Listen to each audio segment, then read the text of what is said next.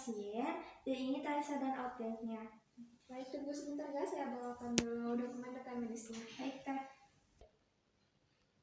Mengambil berkas rekam medis pada rak penyimpanan dengan sistem PDF.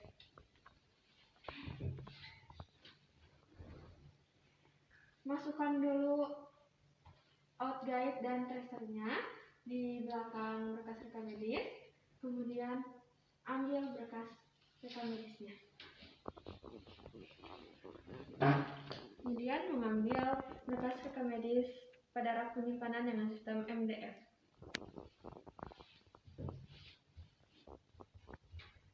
Masukkan dulu tracer dan outletnya, kemudian ambil berkas rekam medisnya. Baik, ini berkas rekam medisnya, Bu, harap mohon isi dulu buku ekspedisinya. Baik, Teh.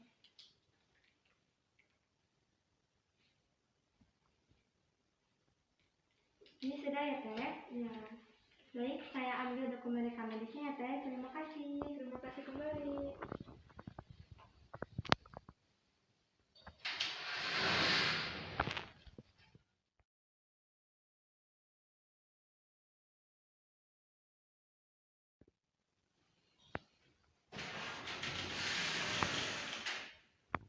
Permisi, Teh.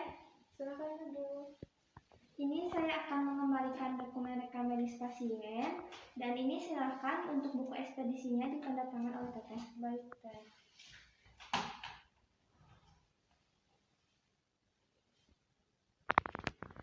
Sudah, Teh. Tunggu sebentar ya, saya bawakan dulu tracer dan outletnya. Baik, Teh. Mengembalikan berkas rekam medis ke rak penyimpanan.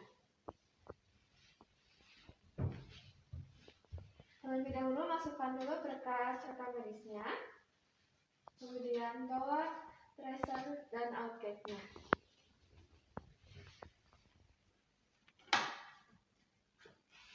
Kemudian mengembalikan berkas rekam medis ke rak penyimpanan pada sistem PDF. Masukkan dulu berkas rekam medisnya, kemudian ambil tracer beserta outguide-nya.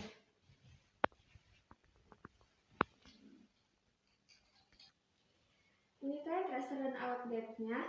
Baik, terima kasih, Teh. Tracer dan outletnya saya bawa ya. Ya, Permisi, Teh.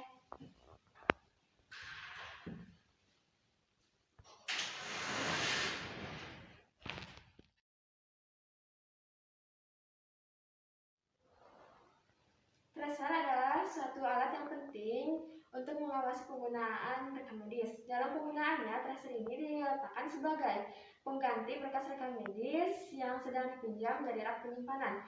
Tracer ini tetap berada di rak penyimpanan sampai berkas rekam medis kembali ke tempat semula. Variabel yang terdapat dalam tracer ini yaitu nomor rekam medis, nomor rekam medis, tanggal pengambilan, unit pengguna, nama penerima, digunakan oleh siapa, dan digunakan untuk apa. Kemudian outguide adalah yang berbahan dasar kertas tebal yang dilengkapi dengan kantong kecil dari plastik untuk menyimpan tracer. Assembling. Pengertian assembling yaitu perakitan dokumen rekam medis dengan menganalisis kelengkapan berkas rekam medis.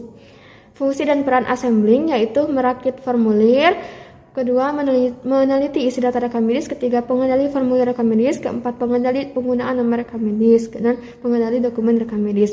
Analisis ada dua, analisis kuantitatif, analisis kualitatif.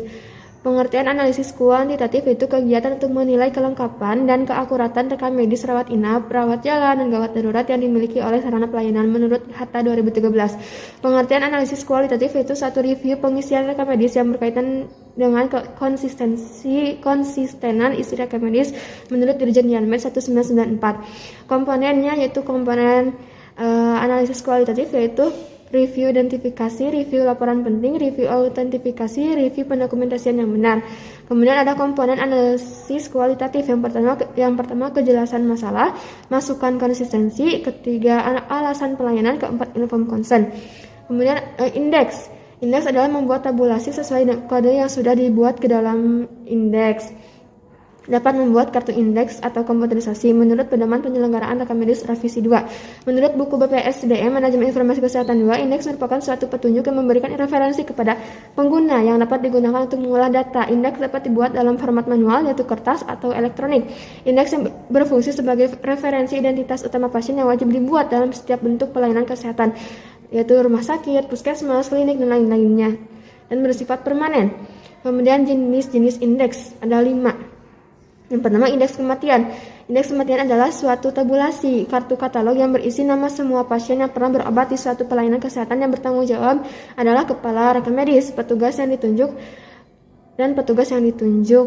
Kemudian indeks tindakan adalah tabulasi yang berisi kode penyakit pasien yang pernah berobat dan yang bertanggung jawab adalah kepala rekam medis dan petugas yang ditunjuk.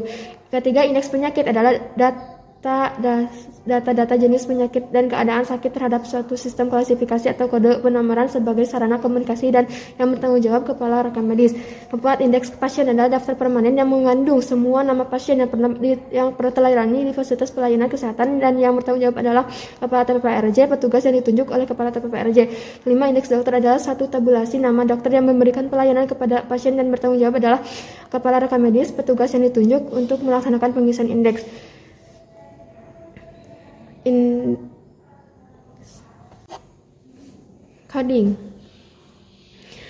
Coding dalam buku Manajemen Informasi Kesehatan 2, coding adalah pemberian penetapan kode dengan menggunakan huruf atau angka atau kombinasi huruf dalam angka yang mewakili komponen data. Kegiatan coding dilakukan setelah perakitan dan analisis kelengkapan rekam medis. Kegiatan, tindakan, serta diagnosis yang ada dalam rekam medis harus diberi kode dan selanjutnya diindeks agar memudahkan pelayanan pada penyajian informasi untuk menunjang fungsi perencanaan, manajemen, dan riset di bidang kesehatan. Kode klasifikasi penyakit menggunakan klasifikasi penyakit revisi 10 ICD-10 yang kepanjangannya International Statistical Classification of Disease and Related Health Problem menggunakan kode kombinasi abjad dan angka atau alfanumerik. Kode tindakan atau prosedur menggunakan klasifikasi tindakan yang dikenal ICD-9-CM International Classification of Disease Revision Clinical Modification 6th Edition.